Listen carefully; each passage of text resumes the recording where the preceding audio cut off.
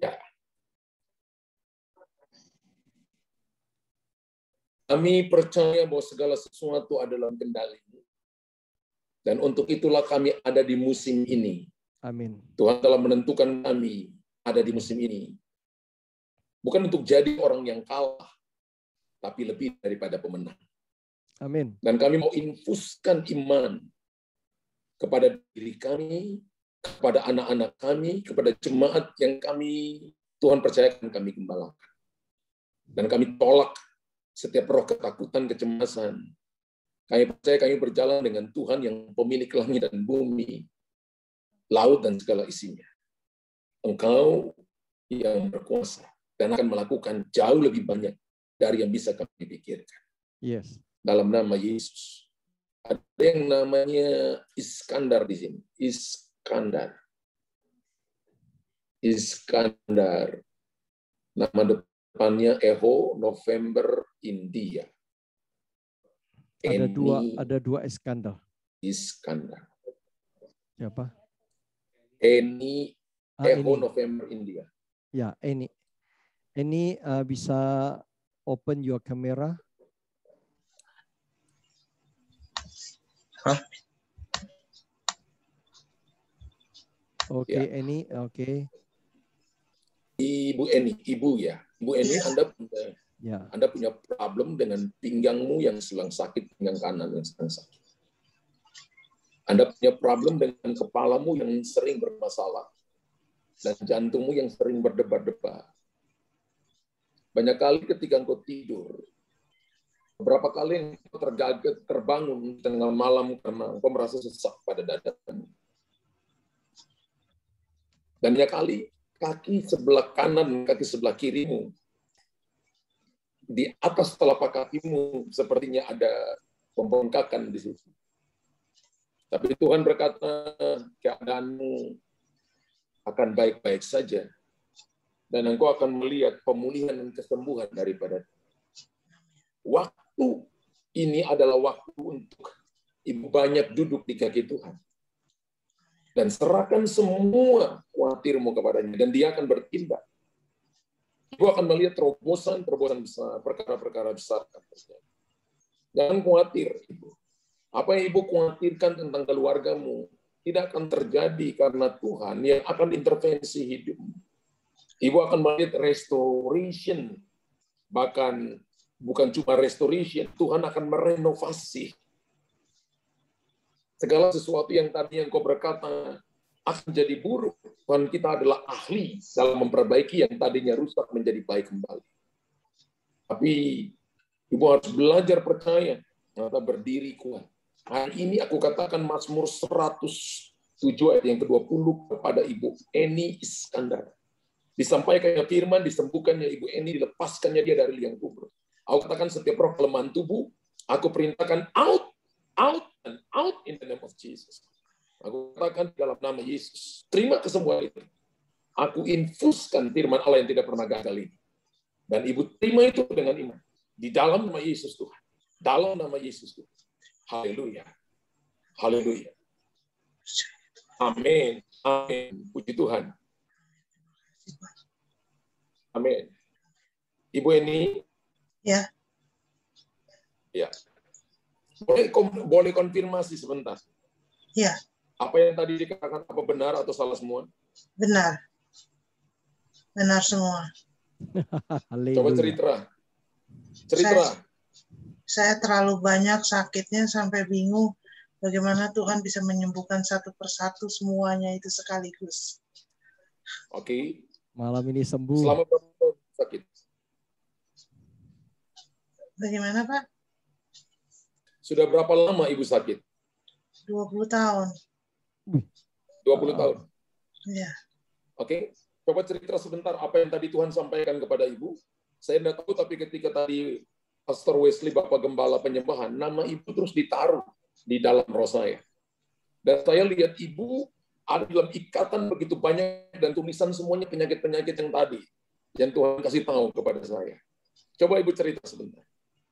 Iya, saya sudah berdoa untuk kesembuhan untuk diabetes saya sudah 20 tahun. Tapi sekarang Oke. ditambah dengan penyakit jantung, ginjal, dan kaki saya nggak kuat jalan. Itu Suka bengkak. ya. Dan itu saya bingung, satu saja saya sudah berdoa untuk 20 tahun. Bagaimana dengan ditambah dengan jantung, dengan segala lain-lain lagi. Bagaimana Tuhan bisa menyembuhkan sekaligus gitu. Bagaimana? Saya bingung. Pertanyaan bagaimana? Saya tahu Tuhan Oke. sanggup, Tuhan sanggup. Tapi saya belum pernah dengar Ibu Eni, kesaksian orang yang disembuhkan sekaligus bermacam-macam penyakit seperti saya. Just only believe. Ibu Eni, Anda meragukan kuasa Tuhan. Bagi dia, itu hal yang mudah seperti membalikkan telapak tangan.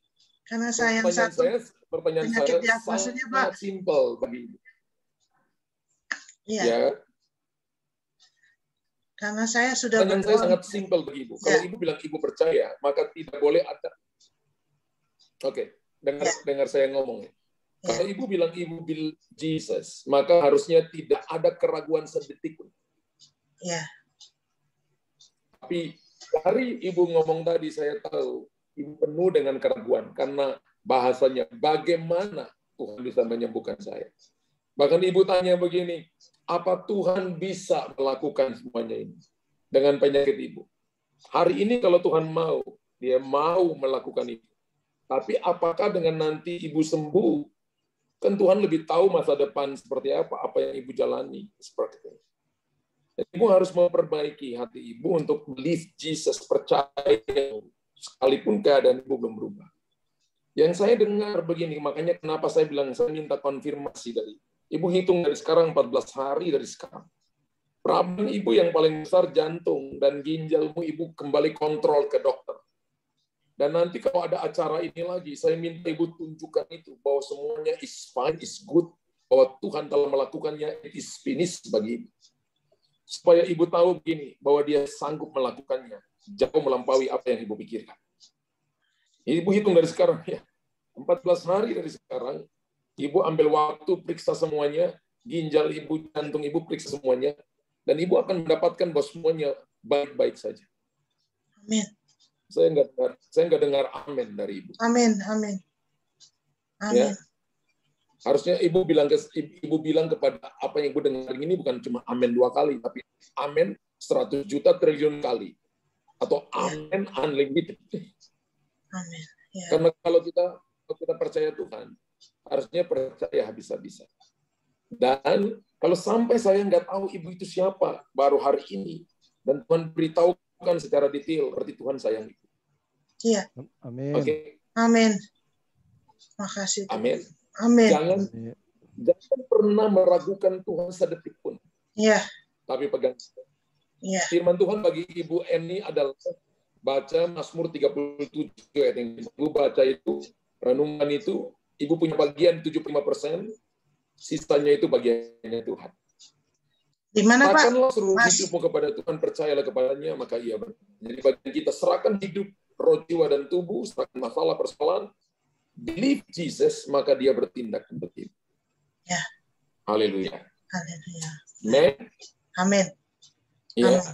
Oke, Ibu Makasih. Iskandar, Tuhan berkata, kami akan dengar kesaksian-kesaksian yang hebat dari Ibu, tetap percaya dan jangan khawatir. Amin. Haleluya. Pasti. Ada yang namanya Magdalena di sini.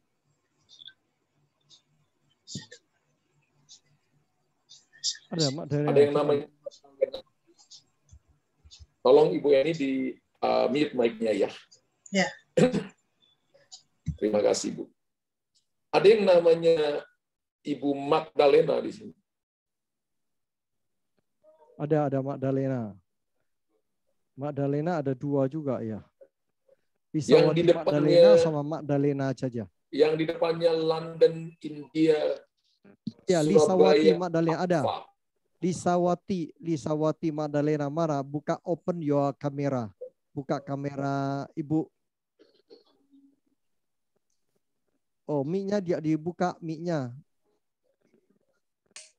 Oke.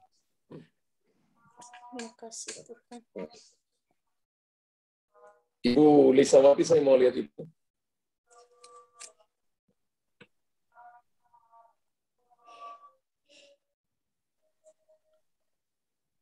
Bisakah videonya bisa ditampilkan?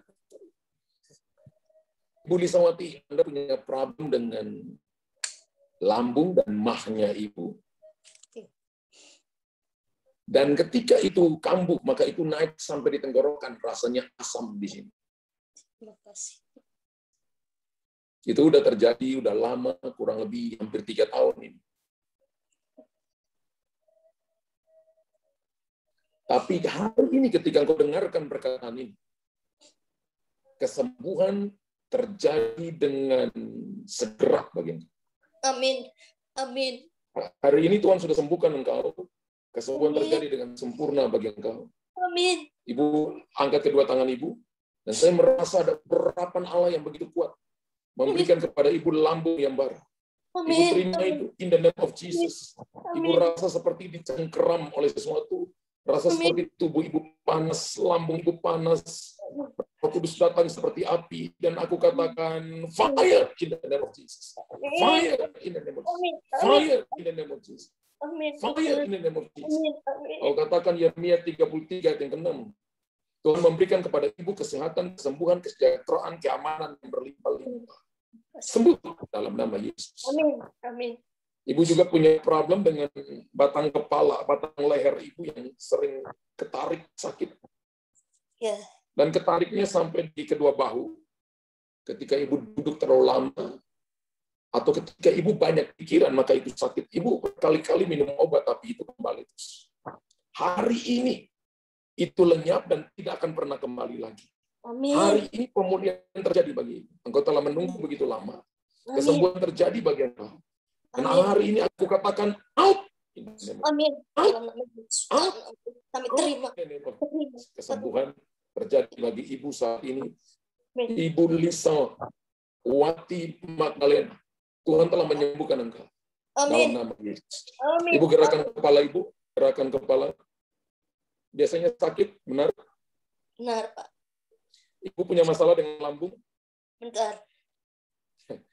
Kalau asamnya naik seperti itu, Betul, Pak. dengan waktu yang sama yang tadi Roh Kudus beritahukan, hari ini Ibu tidak akan pernah lagi alami ini. Dan Tuhan berkata begini, bahwa pintu yang selalu Ibu bukakan, sehingga roh kelemahan itu menyerang Ibu, karena Ibu terlalu stres dan tertekan di pikiran. Amin. Ampuni saya, Tuhan. Ampuni, Tuhan. Serahkanlah khawatirmu kepada Tuhan, maka Dia bertindak. Amin. Kekhawatiran membusukkan badan, membungkukkan badan. Amin. Tuhan tunjukkan kepada saya bahwa Ibu itu dilingkupi oleh selaput yang sangat tipis, dan saya sangat tahu bahwa itu adalah perlindungan Tuhan.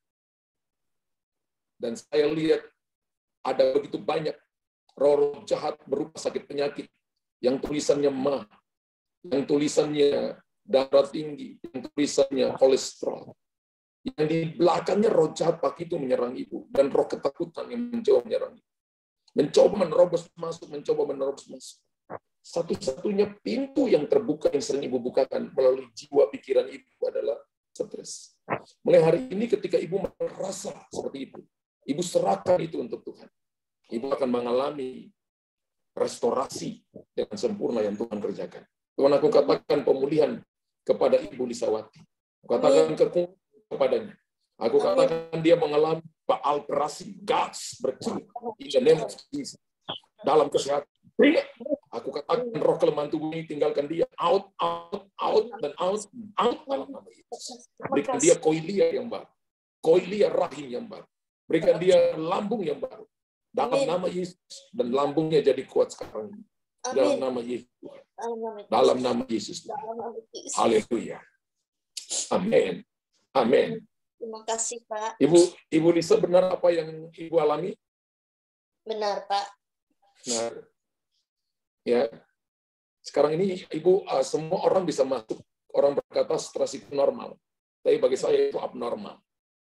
Karena orang stres itu adalah kita mencoba mengambil bagiannya Tuhan. Dan bagiannya Tuhan itu sulit-sulit, Bu. Tuhan cuma memberikan kita bagian yang simple. bagian Tuhan itu yang sulit, merubah orang, merubah keadaan, merubah situasi, merubah musim dan waktu, itu bagian Tuhan. Bagian kita adalah merubah hati kita. Ketika Ibu merubah hati Ibu, maka semuanya ikut berubah. Amin. Amin, Pak. Tuhan berkati Ibu. Makasih, Selamat Pak. menikmati mujizat Tuhan. Tuhan Amin. sembuhkan Ibu supaya Ibu menjadi saksi bagi banyak orang. Amin. Saya mau berdoa kepada seorang bapak namanya Tenggo India. November. Delta Oscar Alpha November. Nggak tahu ini ada nggak? Tenggo India. November, Delta Alpha Oscar November. Tim Ada 2, Daniel sama Leonardo. Leo yang saya mau, yang Leo. saya mau. Leonardo. Silakan Leonardo buka kameranya.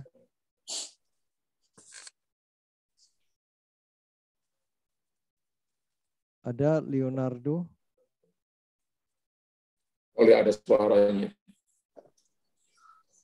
Orangnya nggak ada. Orangnya nggak ada ya. Sebentar. Ada Nggak Leonardo? Tapi saya mau beritahukan apa yang Roh Kudus beritahukan kepada Pak Leo ini. Kalau ada yang saudaranya di sini boleh kasih tahu. Dia punya masalah dengan kepala yang sakit yang terus-menerus. Dan kepalanya itu kalau sakit, itu seperti ditusuk-tusuk, seperti orang ditusuk-tusuk dengan duri di kepalanya. Mana? Dan itu udah alami begitu lama. Tapi hari ini aku katakan, kesembuhan kepada Pak Leo di dalam nama Yesus.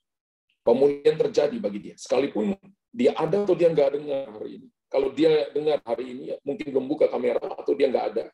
Tapi apa yang Tuhan taruh di hati saya, aku lepaskan kasih karunia Tuhan. Kesembuhan kepada Pak Leo. Dalam nama Yesus. Dalam nama Yesus. Terima itu Pak Leo. Amin. Dalam nama Yesus. Haleluya. Amin. Kalau ada saudaranya itu Pak Leo, cek malam ini dia sedang sakit kepala. Dan cek malam ini bahwa dan seterusnya ketika dia percaya maka Tuhan sudah sembuhkan dia. Sempurna. Ada yang namanya Nathanael.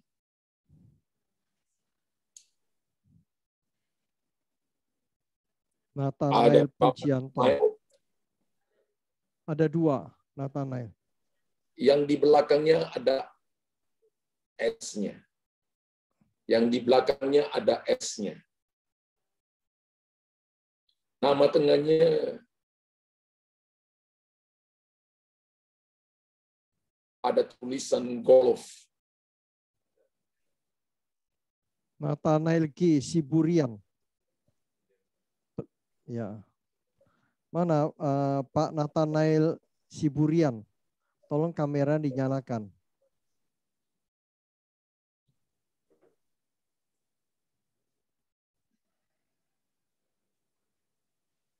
Pak Nathanael. Lagi mandi kah? Mana Ada yang Nathanael Siburian, Pak Siburian? Halo. Saya pakai prinsip Adiano. Tuhan memanggil Samuel ya. Pastor, saya pakai prinsip Tuhan memanggil Samuel 3 kali. Oh iya, betul. Kalau tidak, Amin. kita lihat. Sepakat. Kalau Pak Nathanael panggilan kedua. ya, Nathanael Pujianto ada. Saya mau berdoa kepada Nathanael Siburian. G. Siburian. Siburian. Ya. Mana? Halo Pak Siburian. Sekali lagi panggilannya Pak Nathanael. Oke, kalau Anda kita lewat. Ya. Udah lewat saja. Kita lewat. Pintu anugerah sudah tertutup. Kita pakai, karena ini hamba Tuhan semua, kita pakai prinsip Tuhan memanggil Samuel. Iya. Kali. Sepakat. Ya. Pastor. Kalau Abraham dipanggil 1 kali aja langsung respon. Samuel masih dikasih 3 kali. Iya. Karena belum tahu. Kalau kita udah tahu. 30 Ada yang kali 7 namanya, kali, Pastor. Ya. 30 kali Ibu 7 kali hamba Tuhan. Oke, next. Lanjut aja, Pastor. Ada yang namanya Ruth di sini. Ruth. Ruth ada 2. Oh, satu. Yang di Ruth belakangnya Salikode. Ruth Salikode. Dari mana ya Salikode ya? itu yang saya mau dengar. Luar pulau ya. Mana Ruth, buka kamera ada Ruth? Ruth Salikode Panggilan pertama dari Ruth. Mojokerto. Iya, shalom, Pak. Shalom. Oke. Ibu Ruth Salikode. Ya. Iya, Rayu, di mana ini? dari Mojokerto, Pak. Dari Mojokerto. Iya. Ya, ibu seorang pemimpi yang sering tidur dan bermimpi dan mendapatkan arahan Tuhan. Amin. Ibu dipanggil Tuhan untuk sebuah tujuan ilahi yang Tuhan taruh di hati ibu. Ada banyak hal yang akan Tuhan kerjakan dalam hidup ibu. Apa ibu seorang hamba Tuhan? Iya, Pak. Ada banyak hal yang akan Tuhan berikan kepada ibu. Yang Roh Kudus bilang itu ekspresi karunia. Tuhan kata begini, bahwa ibu tidak perlu khawatir dengan keuangan, dengan dana. Amin. 4 bulan ke depan dari sekarang, ibu akan ketemu dengan 2 orang. 2 orang ini adalah 2 orang pengusaha. 1 laki, 1 perempuan, dan mereka adalah suami dan istri. Akan bertemu dengan ibu dan mereka akan ikut menabur di tempat pelayanan ini. Tuhan tunjukkan kepada saya bahwa ibu punya pelayanan akan expand untuk menggenapi Yesaya 54 ayat 1 sampai 4. Tali-tali patukmu akan diperpanjang, tempat kediamanmu diperluas. Dan tidak perlu khawatir. Aku telah melihat kesetiaanmu dalam hal kecil, dan engkau akan dipercayakan perkara besar. Aku akan mempertajam apa yang kau lakukan. Aku akan memberitahukan engkau dalam mimpi sebelum itu terjadi. Aku akan memberitahukan apakah ini harus engkau lakukan atau tidak. Tuhan akan memberikan alarm berbunyi dalam rohmu. Sehingga engkau akan tahu bahwa ini lampu merah ataukah ini lampu hijau. Engkau akan tahu apa ini lampu kuning, hati-hati. Ini akan ke kanan atau ke kiri. Engkau akan sangat tahu. Dan Tuhan memberikan kepadamu. Tuhan memberikan kepadamu karunia seperti Bani Isakar. Bani Isakar salah satu suku Israel yang punya karunianya sama. Mengetahui musim dan waktu. Engkau akan tahu kapan untuk engkau bergerak, kapan tahan diri bergerak. Sekalipun. Dalam 2 tahun ini ada begitu banyak orang yang kau didik, yang kau doakan. Mereka meninggalkan engkau dan mereka kecewakan engkau. Engkau menangis begitu banyak. Tapi Tuhan berkata begini, tidak perlu takut kehilangan nyawa. Tidak perlu takut kehilangan jiwa. Tuhan berkata begini, kalau engkau takut kehilangan jiwa, benar-benar hilang. Tapi kalau engkau tidak takut kehilangan 1 jiwa, engkau akan menerimanya 100 kali lipat. 100 kali lipat itu 10.000%. Artinya Tuhan akan menggantikan itu kepada dia. Dia akan melipat gandaan. Tuhan memberikan kepada engkau dunia untuk syafaat, berdoa. Ketika engkau berdoa, maka the heaven, open the mind, open the heart, open the way. Engkau akan melihat langit yang terbuka, pikiran yang terbuka, hati yang terbuka, jalan yang terbuka. Aku membuka 2 pintu besar di depanmu. Dan 2 pintu ini semuanya berhubungan dengan baik. Engkau akan mendapatkan son, my daughter, putra dan putri yang akan lahir dari kandungan rohanimu. Yang engkau akan didik kembali. Dan engkau akan memaksa mereka, mendidik mereka, dan melepaskan mereka seperti anak panah dari tabung pahlawan. Dan mereka akan melesat kepada sasaran. Belajar untuk memiliki hati seluas samudra. Selalu menerima ketika orang yang salah kembali. Maka Tuhan akan menolong engkau, mengangkat engkau. Sehingga engkau akan melihat perkara-perkara hebat, perkara besar terjadi. Taruh dalam pikiranmu bahwa semua orang punya kelemahan. Taruh dalam pikiranmu semua orang pernah berbuat salah.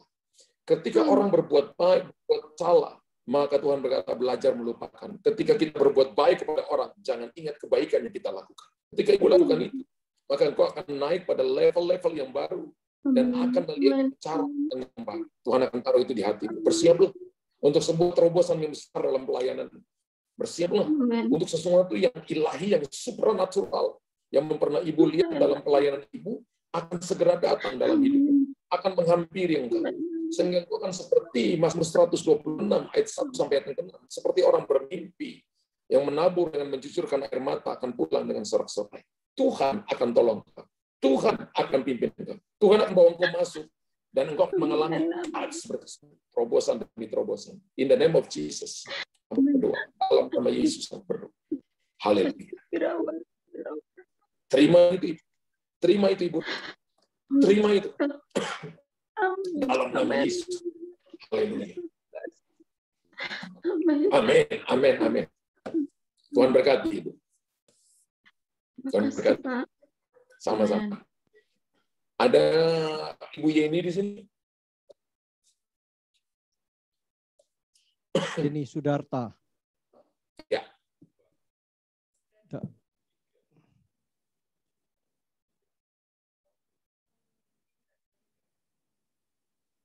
Ibu Yeni?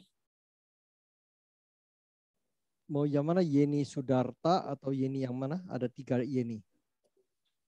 Yeni Sudarta. Sudarta. Yeni, buka kameranya, Bu Yeni. Speakernya belum dinyalain. Speakernya belum, oke. Sudah. Sudah, Pak. Ya, okay. Sudah ya? Sudah. Iya, Ibu Yeni. Engkau ada dalam pergumulan hari-hari ini dan keadaanmu akan baik saja. Amin.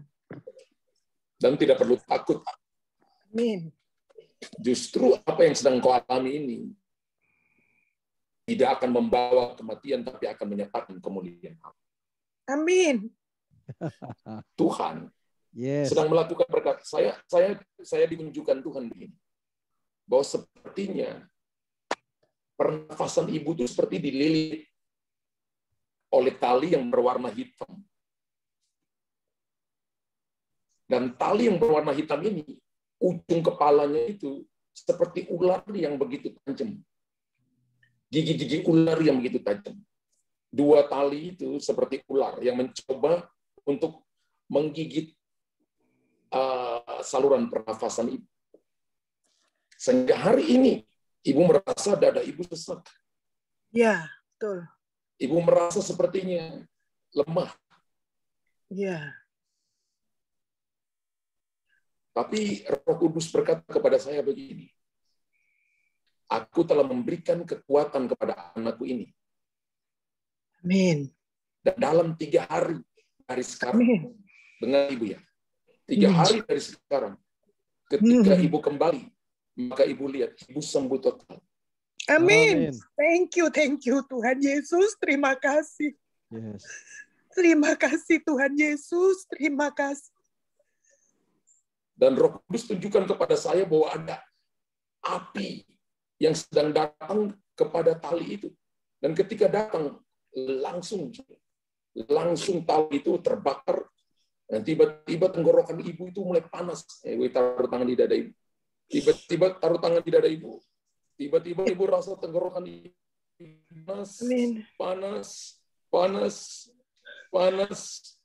panas, dan api kuasa Allah ini. Api pencipta ini, aku lepaskan Roma pasal 4 ayat 17. Yes. Aku lepaskan Roma 4 ayat 17.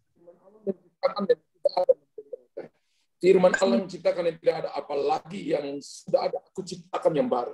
Aku ciptakan yang baru. Dan aku katakan saat ini tenggorokannya, terutama paru-parunya berfungsi sempurna, dan aku katakan dalam nama Yesus, segala bentuk virus ini. Apakah ibu kena COVID-19? Iya. Iya. Iya, Pak. Oke. 3 hari dari sekarang ketika ibu, oke dengar ya, 3 hari dari sekarang kembali ibu PCR dan hasil ibu negatif. Hari ini, aku katakan dalam nama Yesus. Thank you Tuhan. Terima kasih Tuhan. Out in the name of Jesus. Dan aku lepaskan dalam nama Yesus. Yeremia 33 yang ke-6. Tuhan telah memberikan kepadamu kesehatan, kesembuhan, kesejahteraan yang melimpah-limpah. Ibu Yeni, in the name of Jesus. Terima kesempurnaan itu. Aku minta pagar perlindungan bagi Ibu Yeni dan all family, suami dan anak-anaknya dalam perlindungan Tuhan. Roh jiwa dan tubuh kesehatan. Bahkan kesembuhan yang terjadi quickly, terjadi cepat, bahkan sekarang pun sudah terjadi. In the name of Jesus, aku katakan kesembuhan terjadi. Ibu taruh tangan di dada ibu, taruh tangan dada ibu dan Dan Ibu rasakan aliran kuasa Allah mengalir. Kuasa Allah mengalir. Kuasa Allah mengalir. Dalam nama Yesus. Dalam nama Yesus. Kesembuhan aku lepaskan. Kuasa penciptaan aku lepaskan. Dan aku perintahkan dalam nama Yesus. Virus COVID-19, tubuh Ibu Yeni adalah rumah Allah dan bukan rumah sakit. Bukan rumah virus. Aku perintahkan out, out, dan out. Kesembuhan sudah terjadi. Ibu terima itu di dalam nama Yesus. Amin. Coba tarik nafas Ibu Yeni. Iya, Tarik Pak, nafas. enak sudah. Lega. Iya. Tarik nafas. Haleluya. Tarik nafas. Hari ini pun kalau Ibu mau untuk PCR, maka hasil Ibu pun negatif. Amin. Saya kasih tahu Ibu ya. 3 hari Ibu tes, nanti Ibu bersaksi di grup ini supaya nama Tuhan dipermuliakan. Amin. Menurut Yohanes pasal 4 bahwa penyakit ini tidak mendatangkan kematian tapi akan menyatakan kemuliaan Allah. Amin. Tujuan dari Tuhan sembuhkan kita supaya kita memuliakan nama Tuhan. Tuhan berkati Ibu Yani. Terima Tuhan kasih, berkati. Pak. Terima kasih. Kemuliaan untuk nama Tuhan. Terima kasih. Haleluya. Tuhan Yesus baik. Puji Tuhan Bapak Ibu. Mari kita back to Bible, kembali kepada firman Allah. Terima kasih Pastor Wesley yang memberikan kepercayaan malam ini untuk saya share firman Tuhan. Dan saya percaya malam ini this is powerful anointing dan penyertaan Tuhan yang luar biasa sedang terjadi. Satu hal yang saya beritahukan kepada kita diciptakan dan diciptakan untuk musim ini.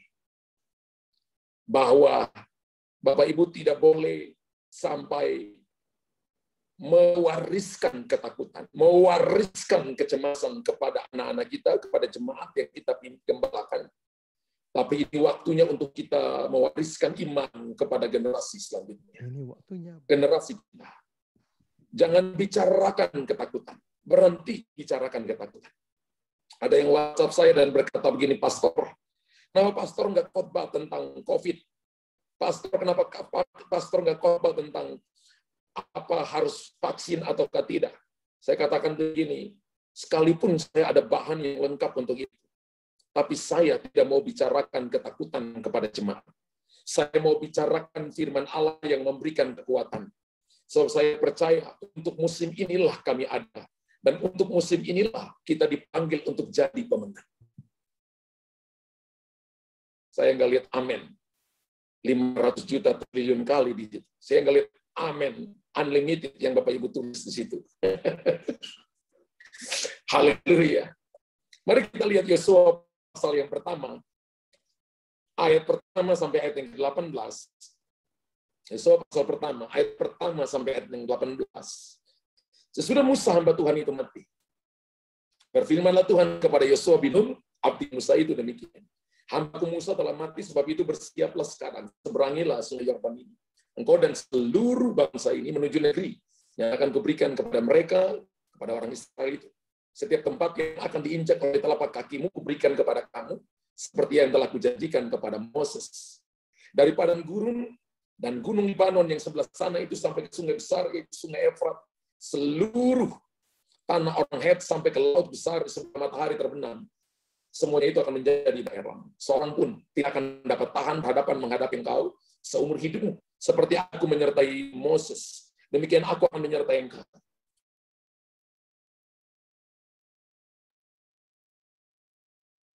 Dan teganglah hatimu, sebab engkau yang akan memimpin bangsa ini memiliki negeri yang dijanjikan dengan bersumpah kepada nenek moyang mereka untuk diberikan. Hanya kuatkan dan teguhkan hatimu dengan sungguh-sungguh. Bertindaklah hati-hati sesuai dengan seluruh hukum yang telah diperintahkan kepadamu oleh hambaku Musa. Jangan menyimpang ke kanan atau ke kiri, supaya engkau beruntung kemanapun engkau pergi. Janganlah kau lupa memperkatakan kitab Taurat ini. Tetapi renungkanlah itu siang dan malam, dan kau bertindak hati-hati sesuai dengan segala yang tertulis di dalamnya, sebab dengan demikian perjalananmu akan prosper dan engkau akan mengalami a good success. Beruntung. Bukankah telah kuperintahkan kepadamu, kuatkan dan teguhkan hatimu, jangan kecut dan tawar hati, sebab Tuhan Allahmu menyertai engkau kemanapun engkau pergi. Lalu Yesus memberi perintah kepada pengatur-pengatur pasukan bangsa itu, katanya, jalanilah seluruh perkemahan Itu demikian. Sedemikian, sediakanlah bekalmu sebab dalam 3 hari kamu akan menyeberang sungai Yordan ini untuk pergi menduduki negeri yang akan diberikan Tuhan Allahmu kepadamu untuk diduduki.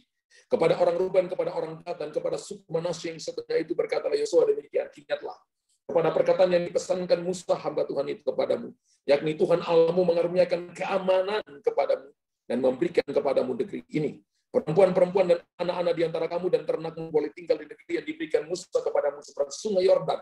Tapi kamu semua pahlawan yang gagah perkasa haruslah menyeberang di depan saudara-saudaramu dengan bersenjata dan haruslah menolong mereka sampai Tuhan mengaruniakan keamanan kepada saudara-saudaramu seperti kepada kamu juga. Dan mereka juga menduduki negeri yang akan diberikan kepada mereka oleh Tuhan Allahmu. Kemudian bolehlah kamu pulang kembali ke negerimu sendiri dan menduduki negeri yang diberikan Musa hamba Tuhan itu kepadamu di seberang sungai Yordan di sebelah matahari terbit. 16. Lalu mereka menjawab Yosua katanya, segala yang kuperintahkan kepada kami akan kami lakukan, dan kemanapun kami akan kau suruh akan kami pergi. Sama seperti kami mendengarkan perintah Musa, demikian kami akan mendengarkan perintahmu. Hanya Tuhan Allahmu kiranya menyertai engkau seperti ia menyertai Musa. 18. Setiap orang yang menentang perintahmu dan tidak mendengarkan perkataanmu apapun yang kau perintahkan kepadanya, dia akan dihukum mati. Hanya kuatkan dan teguhkan hatimu. Wow. Kalau Bapak Ibu perhatikan ayat ini baik-baik, maka Bapak Ibu perhatikan bahwa tema ayat ini adalah kuat dan teguh hati. Dan khotbah ini berbicara tentang pesan yang sangat penting yang disampaikan Tuhan kepada Yosua. Sewaktu dia dilantik oleh Tuhan untuk menggantikan Musa. Dan kalau Bapak Ibu perhatikan baik-baik bahwa Yosua memulai karirnya sebagai seorang pelayan Musa. Keluaran 24 ayat 13 mencatat itu, bahwa Yosua memulai karirnya sebagai seorang pelayan. Bahasa terjemahan baru atau LAI berkata bahwa melayani sebagai seorang abdi, seorang pelayan. Bapak Ibu, adalah orang-orang hebat adalah mereka adalah orang yang teruji, kesetiaannya teruji. Kalau kita belajar Alkitab, maka ada 3 jenis hamba. Hamba yang pertama adalah hamba yang dapat dipercaya. Itu adalah hamba Abraham, namanya Eliezer, yang bisa menaruh tangan kanannya di pangkal paha Abraham, mengambil sumpah untuk pergi mencari seorang istri bagi anaknya Ishak. Hamba yang dapat dipercaya. Dalam kitab Perjanjian Baru, Tuhan Yesus mengatakan bahwa ada hamba. Yang kedua yaitu hamba upahan. Yang keluar jam 9 pagi, masuk jam 5 sore, mendapat 2 peser atau 1 duit. Hamba upahan. Hamba yang ketiga adalah doulos. Ya. Doulos itu adalah hamba yang paling rendah. Hamba ini punya tubuh, punya mata, punya semuanya sempurna, punya pikiran, tapi yang harus hilang daripada dia adalah kehendaknya. Karena kehendak hamba yang bernama doulos itu harus menjadi kehendak tuannya. Dan ketika Tuhan Yesus datang ke muka bumi ini, dia tidak mengambil rupa hamba upahan atau hamba yang dapat dipercaya, tapi dia mengambil rupa yang namanya hamba yang paling rendah, yang namanya doulos. Kehendak dia adalah kehendak Bapaknya. Nah, saudara dan saya kalau melayani Tuhan, maka yang hilang dari kita adalah kehendak kita. Semuanya harus menjadi kehendak Tuhan. Dan Yosua memulai karir sebagai seorang pelayan Musa, supaya dia tahu bahwa bukan kehendaknya. Dia mulai dilatih di bawah Musa untuk dia kehilangan kehendaknya. Tapi semua yang dikerjakan harus menjadi kehendak Musa. Supaya satu saat nanti ketika dia diangkat Tuhan tinggi, maka dia sudah terbiasa berorientasi, bergerak, dia biasa bergerak dalam otoritas seperti itu. Kalau kita tidak pernah dilatih dengan baik, maka kita akan mencuri kemuliaan Tuhan. Yosua memulai karirnya sebagai seorang pelayan Musa. Saya ingat pelayanan saya pertama, 30 tahun yang lalu, adalah memulai dengan menggulung kabel, masih anak muda. Angkat alat musik naik ke lantai 4 BRI, masih di Ambon. Tanpa gereja kasih nasi bungkus, tanpa gereja kasih uang saku. Angkat dan pikul alat musik yang gede-gede, jam 3 subuh, dari jam 2 subuh sampai jam 4 subuh, sampai alat musik itu terpasang, karena belum punya gedung waktu itu. Sambil nyanyi, kerja buat Tuhan, terlalu manis. Sambil angkat alat musik. Dan Bapak Ibu tahu, 5 kami yang teman-teman angkat alat musik yang gulung kabel sekarang jadi gembala semua. Tuhan itu nggak berhutang apapun. Tuhan itu selalu menggantikan semua yang kita berikan kepada dia. Yosua bukan cuma memulai karir sebagai seorang pelayan, ia juga adalah orang kepercayaan Musa saat Musa menerima 10 perintah Allah. Dan ketika Musa menerima 10 perintah Allah, Yosua melihat bagaimana tangan Tuhan menulis di atas 2 log batu sampai 2 kali. Keluaran 32 ayat 17 menceritakan itu. Dan kalau Bapak Ibu baca baik-baik, ketika Musa naik ke Gunung Sinai, tidak diperbolehkan seorang pun yang masuk di situ. Bahkan binatang pun tidak boleh mendekat di situ. Tapi ternyata Yosua ada di sana. Dan Yosua adalah orang kepercayaan Musa. Bapak Ibu perhatikan baik-baik. Tuhan mengangkat kita. Kita boleh jadi imam, tapi yang Tuhan cari adalah imam kepercayaan. Bapak Ibu tulis di kolom komentar. Tuhan tidak hanya mencari imam, tapi Tuhan mencari imam kepercayaan. Haleluya. Nah, saya percaya bahwa Tuhan punya waktu yang tepat untuk mengangkat dan mempromosikan Yosua. Yosua harus menunggu 40 tahun. Dan saya percaya ketika Yosua pasal pertama ayat 1:18 yang tadi kita baca, ini adalah gilirannya. Ketika Musa sudah mati, ini adalah gilirannya untuk Yosua beraksi. Dan selama 40 tahun, itu menunjukkan kesetiaan Yosua, di mana dia bersedia menjadi orang kedua di bawah Musa. Saya pernah ada yang pelayanan bersama-sama dengan kami, karena kami ada kelas yang namanya SALT. SALT itu garam, SALT. Tapi kita pakai singkatan bahasa Indonesia, Sekolah Alami Lawatan Tuhan. Itu 13 kali pelajaran untuk pelatihan untuk seluruh pekerja yang harus jadi pekerja pelayan Tuhan, mulai dari asyir sampai di mimbar. Mereka harus melewati kelas ini. Sekalipun mereka sudah sekolah sampai S3, mereka harus melewati kelas ini. Itu seperti brainwash untuk mereka menyamakan visi misi dan apa yang Tuhan mau dalam gereja lokal. Dan pernah ada seorang yang dia merasa dia dipakai oleh Tuhan. Tuhan kasih dia karunia bernubuat, menumpangkan tangan seorang sakit sembuh. Kemudian dia buat pelayanan sendiri. Bahkan buatnya hari Minggu, tapi dia sebut itu persekutuan doa.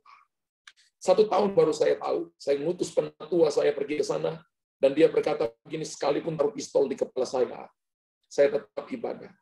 Dan ketika hari Minggu saya diberitahukan mereka ibadah jam 5. Setelah ibadah pertama langsung saya datang ke rumahnya. Waktu saya datang persis lagi ibadah, lagi khotbah, dia lagi khotbah. Ketika dia lihat saya, dia terkejut. Lalu dia katakan, saya serahkan ke gembala. Saya katakan, silakan ada khotbah sampai selesai. Saya dengar dia khotbah dan saya tanya, apa mau buat gereja sendiri? Kalau mau buat gereja sendiri, saya nanti jadi gembala pembinanya. Dan dia katakan begini, tidak Pak Gembala.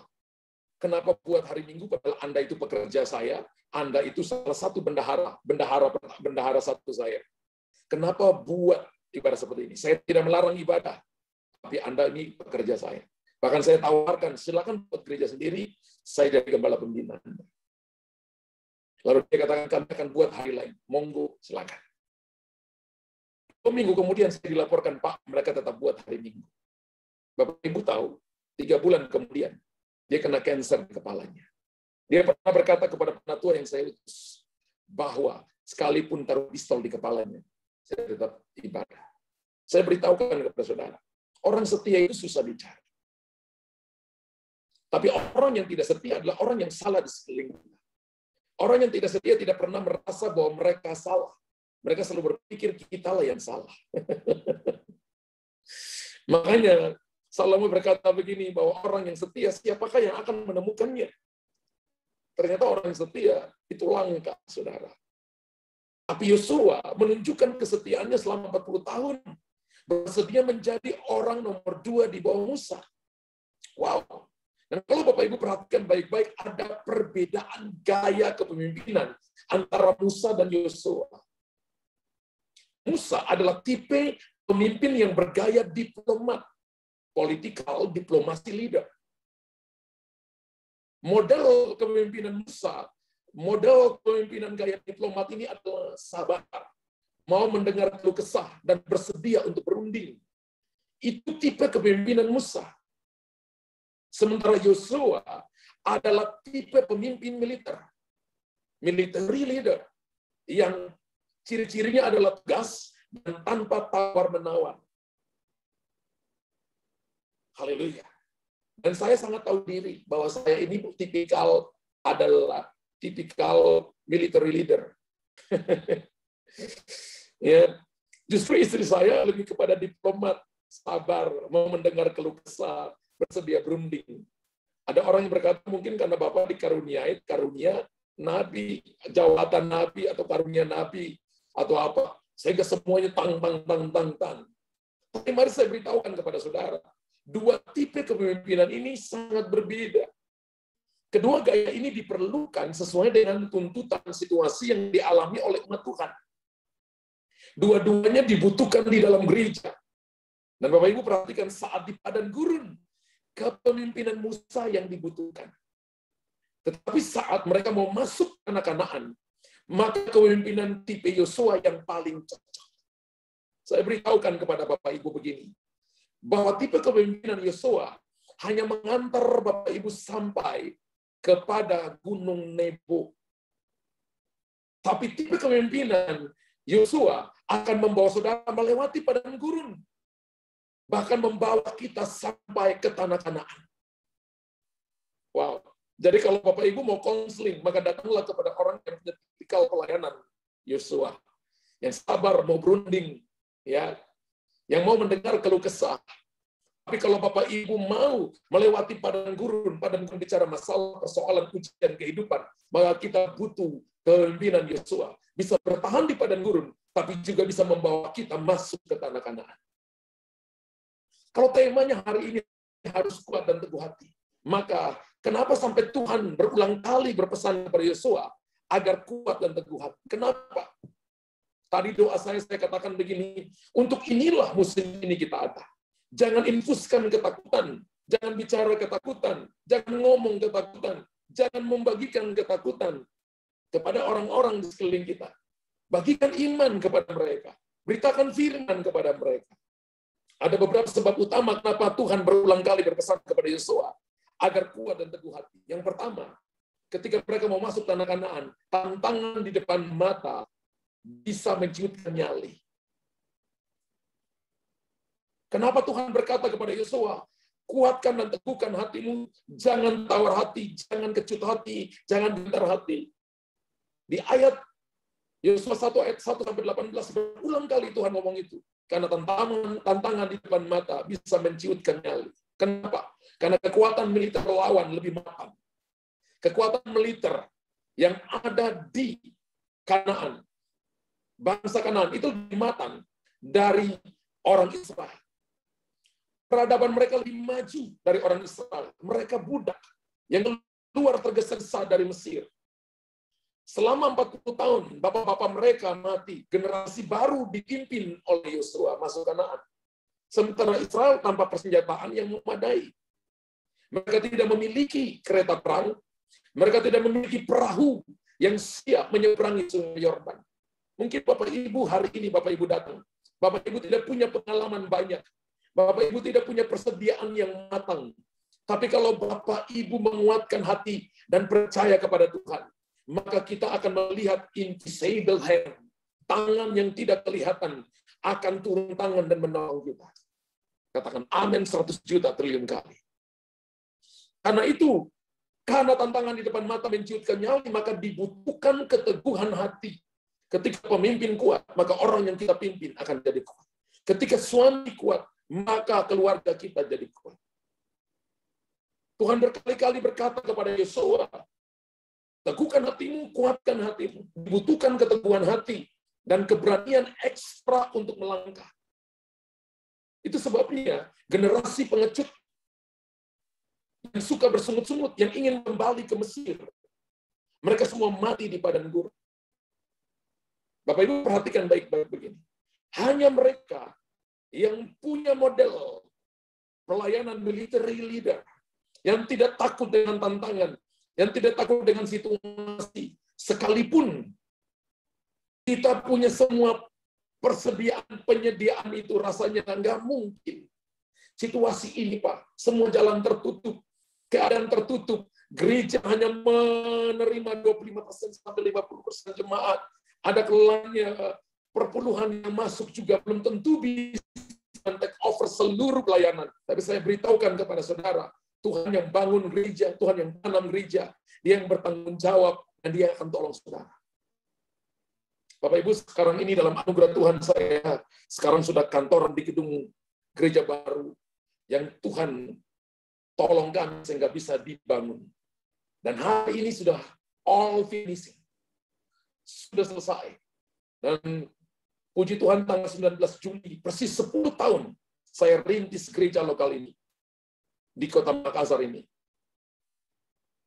Kita akan grand opening. Dan saya percaya bahwa ini penyertaan Tuhan yang luar biasa. Kami justru membangun di tengah-tengah pandemi. Kami justru membangun di tengah-tengah situasi yang nggak mungkin bagi saya semua karena anugerah. Secara persiapan, nggak mungkin. Secara kekuatan, kami nggak punya kekuatan dalam keuangan. Tapi saya melihat bagaimana Tuhan ikut campur tangan dengan menggerakkan para bendahara-bendaharanya yang ada di timur, barat, utara, dan selatan. Ketika kami hanya menguatkan hati kami dan percaya, I believe, bahwa Tuhan akan melakukan perkara-perkara hebat. Makanya itu dibutuhkan keteguhan hati dan keberanian yang ekstra untuk melangkah. Orang yang pengecut tidak akan pernah masuk di Kanaan. Bahkan bukan itu saja, ada sungai Yordan yang mesti diseberangi. Makanya poin yang pertama adalah begini, bahwa tantangan di depan mata itu menciutkan nyali. Mereka harus berhadapan dengan sungai Yordan. Bapak Ibu, saya sudah 3 kali ke Israel. Dan selama 3 kali itu, guide yang sama menjelaskan bahwa sungai Yordan itu dulu lebarnya kurang lebih 1 kilometer, berarti 1000 meter. Dan dalamnya kurang lebih 30 sampai 40 meter. Berarti itu sedalam Laut Jawa. Dan pada waktu Tuhan suruh mereka menyeberang, airnya sedang meluap. Ada sungai Yordan yang mesti diseberangi. Sementara Israel tidak punya perahu. Bahkan getek. Getek itu rakit dari bambu pun nggak punya. Wow. Bagaimana mereka mau masuk ke Kanaan? Bapak Ibu mungkin nggak punya fasilitas. Kekuatan kita sangat amat terbatas. Tapi Bapak Ibu punya hati yang percaya kepada Tuhan. Saya percaya akan ada intervensi surga dan penyertaan Tuhan yang hebat yang akan dinyatakan dalam hidup saudara. Bahkan suku-suku penghuni Kanaan lebih mengenal medan pertempuran. Saya percaya mengenal medan pertempuran penting demi kemenangan militer. Satu bangsa akan menang terhadap bangsa yang lain, dia harus intai dulu intelijennya. Sekarang intelijen melalui satelit dan sebagainya, itu udah bisa mengetahui satu bangsa kekuatannya ada di mana. Dan semakin kita bisa mengenal medan pertempuran, maka tingkat kemenangan semakin tinggi. Dan suku-suku penghuni Kanaan lebih mengenal medan pertempuran daripada bangsa Israel. Contoh, kekalahan Amerika di Vietnam, karena Amerika sekalipun punya kecanggihan dalam militer, tapi tidak bisa mengenal medan pertempuran yang ada di Vietnam. Indonesia menang dari penjajah Belanda hanya pakai bambu runcing karena kita lebih kenal medan pertempuran. Haleluya. Amin.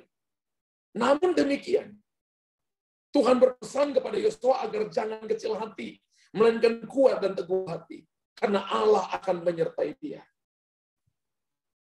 Kita harus saling menguatkan hati, Bapak. Saya ingat satu kali ketika saya 10 tahun yang lalu, saya sudah di Makassar 16 tahun. Saya mengembalakan satu GBI sebelum akhirnya saya lepaskan pelayanan itu lalu rintis pelayanan sekarang GBI Christ Kingdom Family, GBI CKF. Ketika saya ingat satu kali ketika saya lepaskan pelayanan itu di hadapan para jemaat. Dan kami katakan bahwa kami lepaskan pelayanan ini. Saya ingat 10 tahun yang lalu itu, 11 tahun yang lalu. Tidak ada satu orang pun yang datang salaman kepada kami dan berkata, Pak, kami akan doa untuk Bapak. Hanya 2 orang yang datang untuk kami, dan itu adalah anak-anak kami yang waktu itu masih SMP dan masih SD. Mereka belum tahu banyak, tapi mereka datang dan mereka peluk kami. Dan mereka berkata begini, Papa, kita ada sama-sama dengan Papa dan Mama. Hari itu saya tahu bahwa keluarga begitu penting. Hari itu saya tahu bahwa orang-orang mungkin bisa meninggalkan kita. Tapi anak-anak kita, istri suami kita akan selalu ada berdiri bersama-sama dengan kita. Karena itu hari ini Bapak Ibu, jangan kecut hati. Tuhan itu selalu melakukan mujizat dengan apa yang kita punya. Bukan dengan apa yang tidak kita punya. 5 roti, 2 ikan. Diperhadapkan dengan 5.000 laki-laki tidak termasuk perempuan anak-anak. Itu nonsens. Tapi karena Tuhan mau, maka mujizat terjadi. Kita harus teguh hati. Kita harus jadi kuat. Karena bagi saya tantangan sebesar apapun akan menjadi kecil saat Tuhan menyertai kita. Bapak Ibu tulis di kolom komentar. Tantangan sebesar apapun akan menjadi kecil saat Tuhan menyertai saya.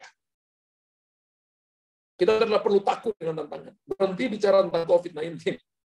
Berhenti bicara tentang apa yang Bapak Ibu dapat melalui WhatsApp, melalui berita-berita. Betul, kita perlu bijaksana. Orang bijaksana dan malapetaka dan dia bersembunyi. Orang bodoh berjalan dan kena cilaka. Saudara dan saya perlu menjaga jarak, yes. Saudara dan saya perlu pakai masker, yes. Tapi tidak boleh mengizinkan ketakutan menguasai kita. Karena tantangan sebesar apapun akan menjadi kecil saat Tuhan menyertai kita. Yang kedua, Bapak Ibu, karena bangsa Israel sudah mencapai titik yang disebut sebagai point of no return. Point of no return artinya titik di mana tidak bisa balik ke belakang lagi. Saat itu situasi Israel sangat dilematis. Mereka merindukan Mesir, merindukan roti Mesir, merindukan bawang frey. Tapi Mesir sudah terlalu jauh, tidak mungkin lagi kembali ke sana. Itu berarti bahwa berhenti, berarti mati di padang gurun. Sedangkan padang gurun menyediakan sumber daya yang sangat terbatas, yang tidak memadai untuk menghidupi mereka. Satu-satunya harapan Yosua dan generasi ini adalah masuk ke Kanaan, tanah perjanjian yang penuh susu dan madu. Karena itu Bapak Ibu dengar baik. Kalau hari ini ada problem, hari ini ada masalah, hari ini ada ujian kehidupan, teguhkan hati kita bahwa kita nggak boleh berkemah di padang gurun masalah, padang gurun ujian, padang gurun tantangan. Jangan juga mau kembali ke masa lalu. Jangan mau kembali kepada dosa masa lalu. Satu-satunya harapan adalah esok ada harapan. Bahwa Tuhan ada di sana. Esok akan berubah. Esok akan menjadi tanah Kanaan, tanah perjanjian, tanah penuh susu dan madu. Karena itu Yosua harus kuat teguh hati. Karena ini merupakan situasi yang sangat kritis. So, kalau saudara terus maju, maka kemenangan pasti akan kita raih. Dan Bapak Ibu tahu sejarah membuktikan bahwa orang-orang yang melewati, yang berhasil melewati point of no return, titik di mana tidak akan kembali lagi ke belakang, akan jadi orang yang sukses. Saya ingat saya ketika sudah gembalakan 5 tahun di Makassar, saya dulu ada di sebuah perusahaan sebelum saya dipanggil untuk full time. Ada di sebuah perusahaan dan menjadi masih muda sekali. Saya masih umur 22 tahun sampai umur 26 tahun. Jadi saya kerja dari umur 19 tahun ketika lulus SMA. Dan puji Tuhan karir saya meningkat dengan sangat cepat. Dalam waktu 3 tahun saya sudah dipromosikan menjadi asisten manajer.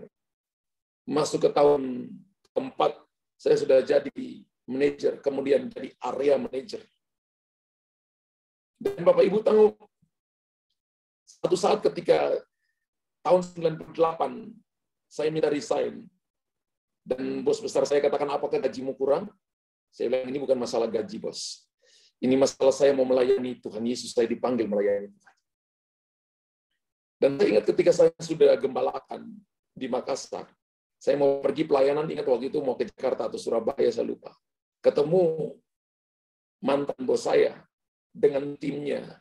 Mereka mau terbang ke Manado, ya. Dan dia ketemu saya dan dia berkata kepada saya, Luther, kamu kembali kerja dengan saya. Kamu minta gaji berapapun, saya kasih untuk kamu. Saya katakan, maaf bos, sekarang bos nggak bisa bayar saya. Karena sekarang saya sudah jadi pendeta. Saya sudah dibayar lunas oleh Tuhan Yesus. Dia kata, wah iya, lupa. Kalau kamu cari orang untuk bantu saya. Saudara, sejarah membuktikan bahwa orang-orang yang berhasil melewati point of no return akan menjadi orang yang sukses. Contoh, suku perantau biasanya lebih sukses daripada orang pribumi. Orang Cina di Indonesia dulu nenek moyangnya adalah perantau dari negeri Tiongkok yang datang ke Indonesia mengadu nasib. Sekarang hasilnya 70% ekonomi Indonesia dikuasai oleh saudara-saudara kita etnis China. Wow, suku perantau biasanya lebih sukses dari orang pribumi.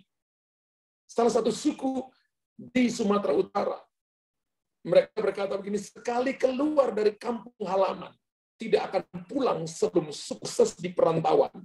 Nggak masalah, mau jadi direktur atau cuma kondektur.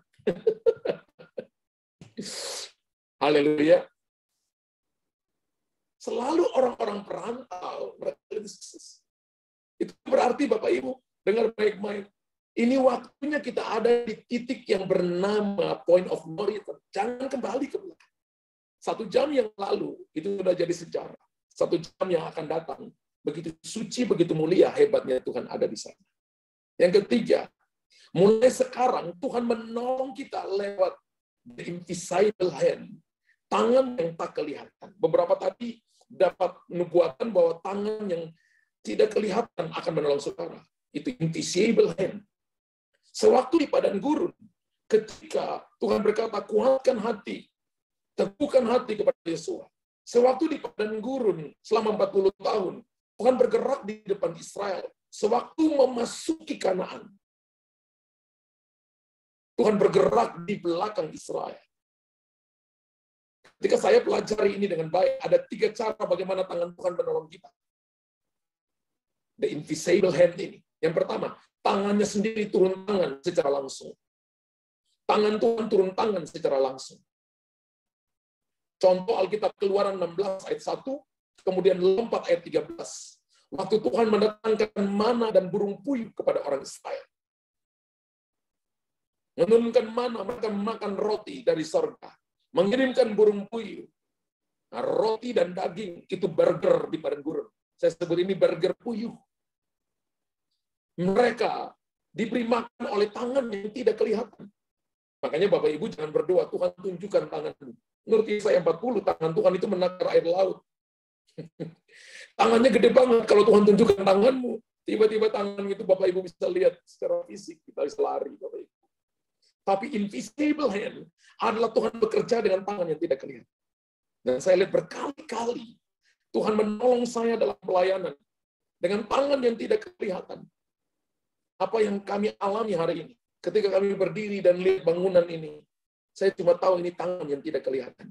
Saya berkata begini, ini bukan tentang kami menjadi setia, ini bukan tentang menjaga kekudusan, ini bukan kami banyak doa dan berpuasa, ini bukan tentang kehebatan dan tentang karunia, tapi semata-mata tentang Tuhan dan kemuliaannya.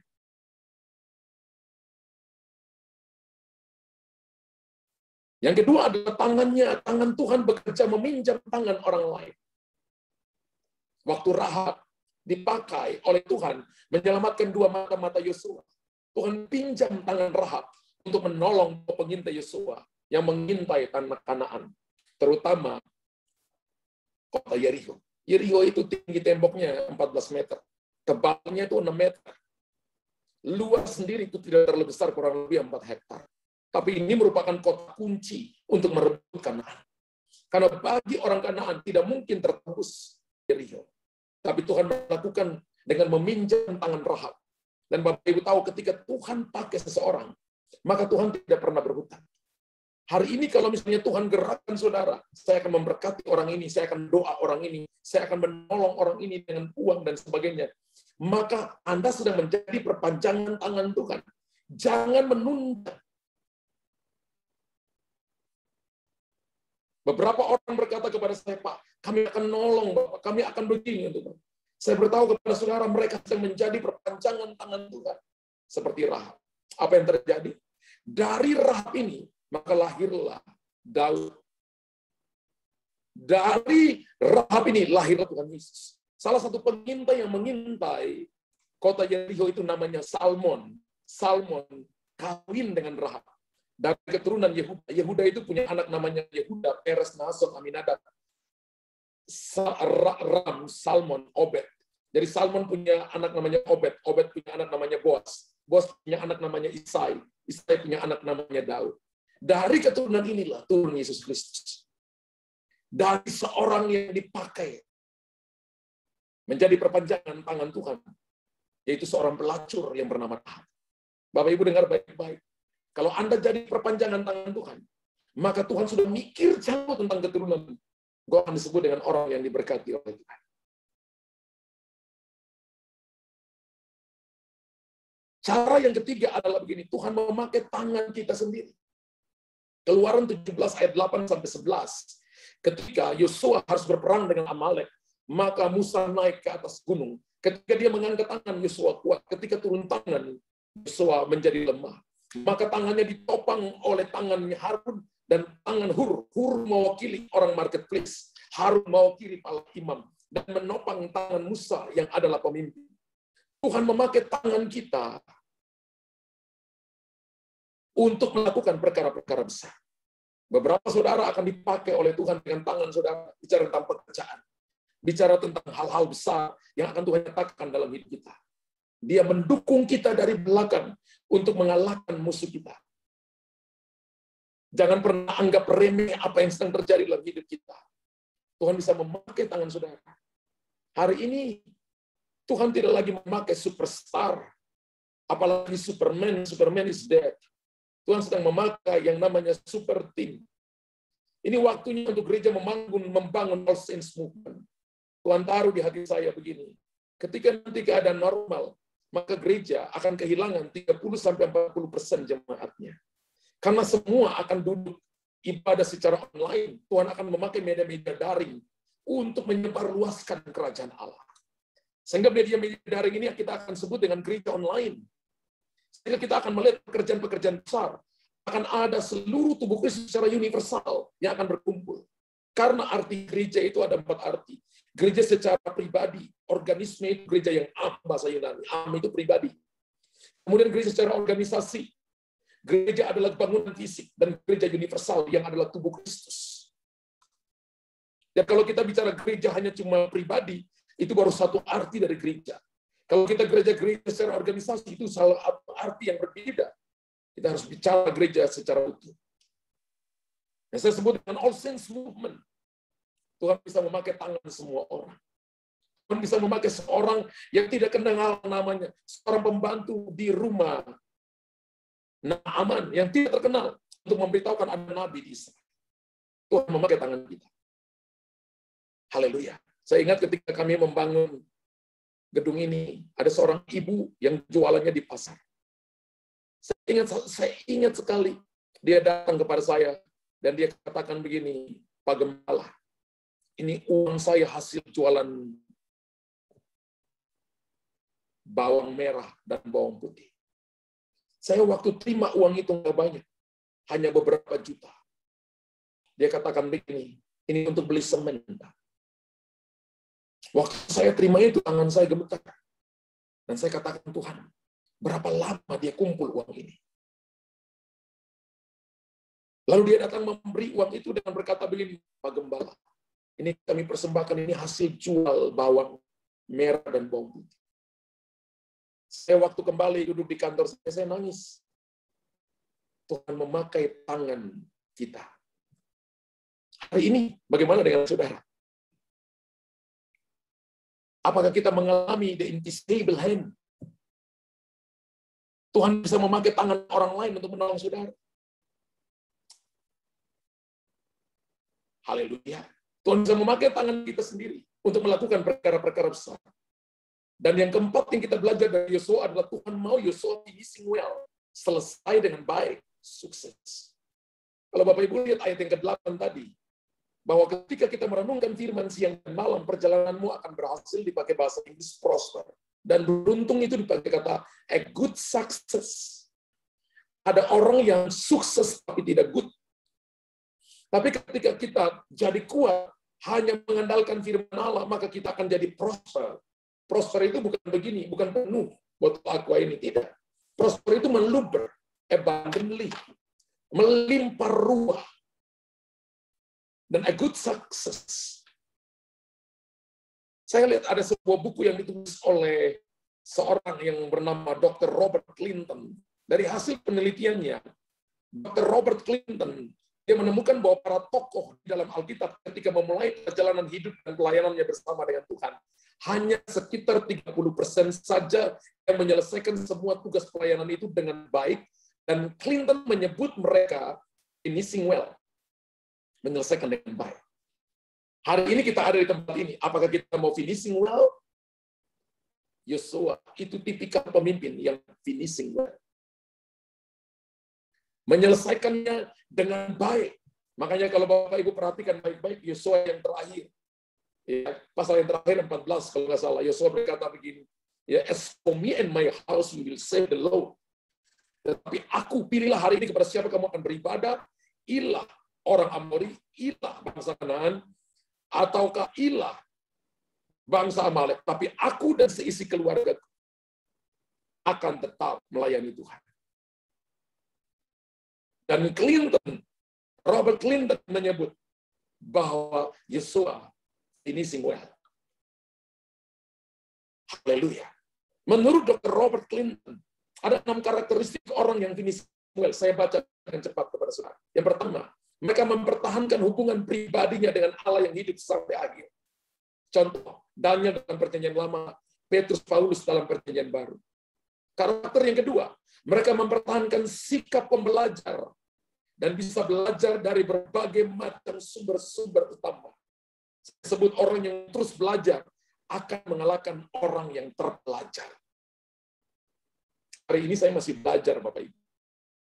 Dalam anugerah Tuhan, saya sedang ambil program doktoral saya lagi semester 3, semester 4 sekarang. Ya, ada banyak tugas begitu banyak. Ada yang bilang kepada saya, Pak, kalau Bapak ada uang, tinggal beli saja doktornya. Saya bilang, enggak, saya mau belajar. Ada kalanya bikin tugas sampai subuh. Dan ketika saya pulang, ada kalanya berapa hari ini saya punya waktu. Waktu itu kebanyakan belajar di kantor. Sampai istri saya katakan, I hate book. Sampai dia seperti itu. Saya nggak suka dengan buku-buku kamu. Kamu habiskan banyak waktu. Saya katakan ini cuma sebentar saja.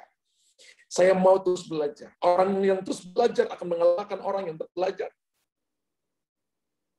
Mempertahankan sikap pembelajar. Bisa belajar dari bermacam-macam sumber. Termasuk orang-orang yang tidak senada dengan kita.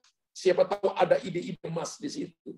Dari nada-nada sumbang yang ada di sekeliling kita. Karena karakteristik ini juga merupakan salah satu faktor peningkatan untuk menyelesaikan finishing well. Terus belajar. Paulus pernah belajar dari Rabi Gamaliel. Petrus belajar dari kesalahannya. Menyangkal Yesus 3 kali.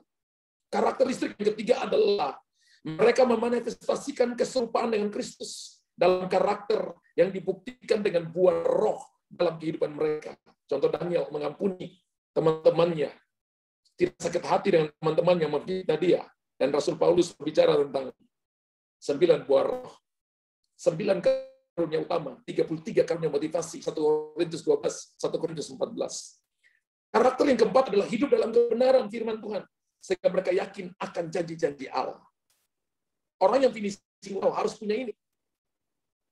Contoh pernyataan Yosua tentang janji-janji Allah. Dia berkata tidak pernah gagal dalam pidato penutupan yang tadi saya katakan. As for me and my house will serve the Lord. Yosua 23:14.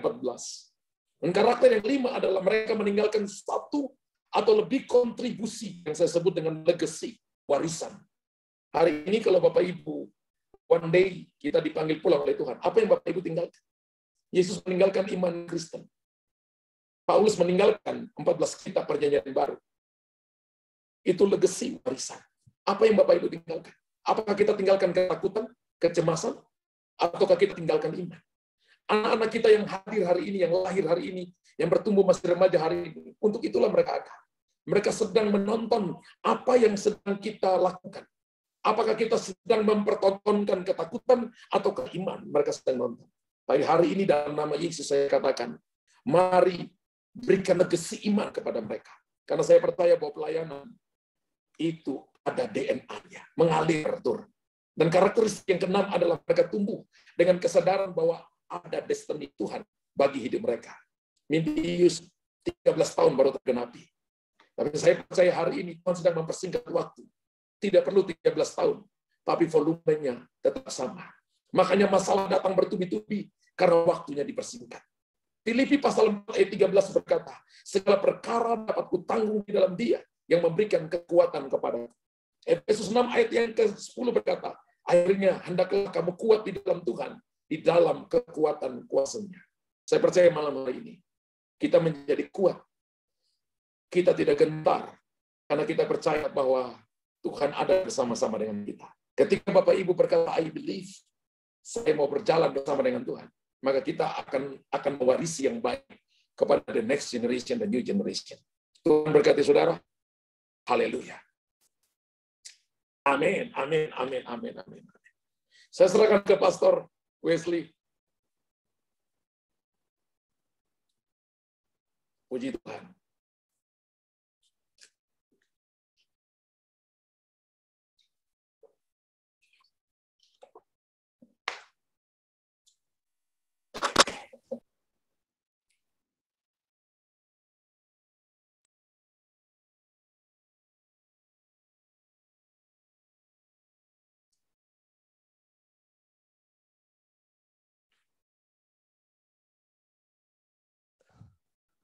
Oke, tes. Wah, ini baru mulai. Oke, thank you, Pastor. Saya izinkan share informasi sedikit. Minggu depan kita diberkati oleh Pastor Joshua Christian. Kita tahu namanya Joshua, putranya Bu Iin, ya Mikael Iin Cipto. Next berikutnya seorang pakar gizi, seorang dokter Johannes Sunardi akan berkati kita kembali yang sangat memberikan berkat. 19 Juli oleh Coach Irin Tejo, akhir Juli oleh Lukas Yusianto. Beliau dari Jogja, seorang yang diurapi juga luar biasa. Tolong terima. Jadi ini adalah jadwal kita. Terus berikutnya, saudara yang belum masuk grup, silakan masuk grup ke KTBB. Di dalam grup ini kita bisa berinteraksi, bisa japri ke saya, ini nomor HP saya. Ya bisa dicatat yang belum masuk grup, oke? Kita akan share informasi di sini. Saudara yang mau berikan persembahan kepada pelayanan Zoom ini, silakan bisa transfer ke BCA 388 1100 779. Silakan saudara bisa memberikan persembahan saudara sesuai apa yang Tuhan taruh dalam hati kita masing-masing. Tuhan Yesus berkati. Saya kembali lagi kepada Pastor. Untuk teman-teman bisa tanya jawab. Silakan saudara-saudara. Siapa yang mau tanya jawab, monggo silakan. Saya persilakan kepada saudara sekalian. Pastor, biasanya bicara kepemimpinan, sekarang lebih cenderung orang mencari kepemimpinan yang bisa menyenangkan hati kita, bisa membuat diri kita dalam sebuah keadaan yang nyaman, yang baik, mengikuti maunya jemaat, maunya mengikuti seleranya orang yang mau dipimpin. Padahal karakter seorang leader seperti Joshua, Musa ini orangnya lembut hati tapi dia tegas. Saking tegas dia cepat marah ya. Jadi menurut Pastor itu bagaimana hadapin jemaat yang kadang-kadang manja begitu? Yang sekarang kan lebih mudah lagi memilih-milih pemimpinnya. Pemimpin yang punya karunia nabi, pemimpin yang bukan ya gimana ya? Mereka bisa memilih dengan cepat sekarang. Silakan Pastor. Mungkin ada satu pandangan.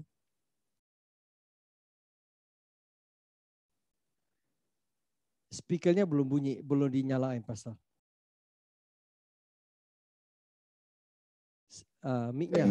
Oke. Iya, oke. Ini sebuah pertanyaan bagi saya, ini sebuah pertanyaan yang sangat klasik. Ya.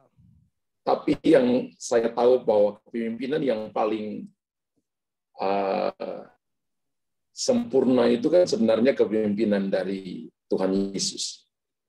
Tapi ketika itu diturunkan, maka kepemimpinan ini menjadi sangat berbeda-beda kepada satu orang, pemimpin A dan pemimpin B. Menurut saya ya Pastor ya, di sini banyak pemimpin. Menurut saya bahwa kepemimpinan seseorang itu tergantung daripada visi yang dia terima dari Tuhan. Ketika dia menerima sebuah vision dari Tuhan, maka seorang pemimpin selalu berjalan di dalam visi seperti itu. Sehingga kalau kita masuk dalam pengembalaan, maka mau nggak mau, semua orang yang ada di bawah pengendiri harus menyesuaikan diri dengan visi gembala ini. Dan kepemimpinan, kalau saya sangat sadar tentang misalnya saya pengembalaan saya bukan gembala pure sesungguhnya. Saya gembala ada plus-nya. Kalau lihat dari Alkitab, gembala pure cuma Yakobus, saudara Tuhan Yesus.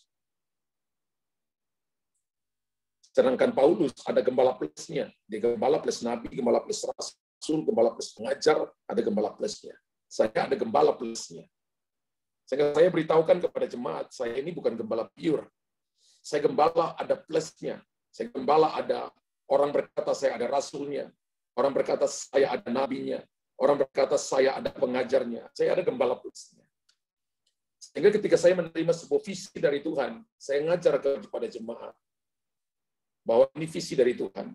Bapak Ibu berdoa, sesuaikan. Apakah Bapak Ibu mau terlibat pekerja? Berarti orang masuk di lingkaran dekat saya, atau Bapak Ibu mau jemaat biasa. Kalau Bapak Ibu jemaat biasa, saya nggak terlalu nuntut. Tapi kalau Bapak Ibu bekerja, mau atau tidak mau, Bapak Ibu harus ikut visi yang Tuhan taruh di hati gembala. Karena model kepemimpinan sebuah gereja lokal itu adalah apa yang Tuhan taruh di hati gembala. Mau tidak mau. Haleluya.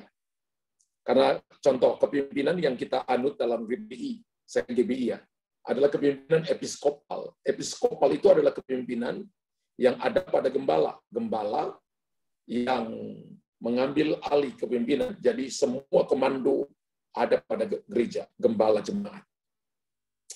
Ada gereja-gereja tertentu yang membangun majelis dan kepenatuannya.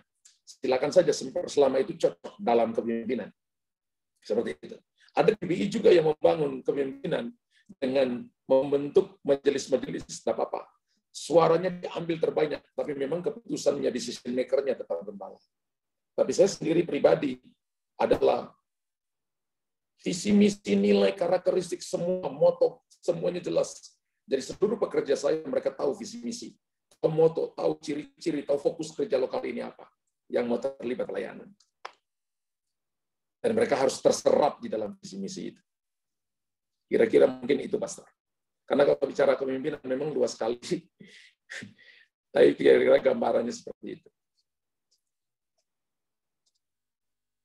Ya memang karakteristik setiap pemimpin itu berbeda-beda ya, Pastor ya. Iya, betul. Jadi ada teman saya seorang gembala sangat kalem. Khotbahnya juga kalem. Setia dia, sangat baik.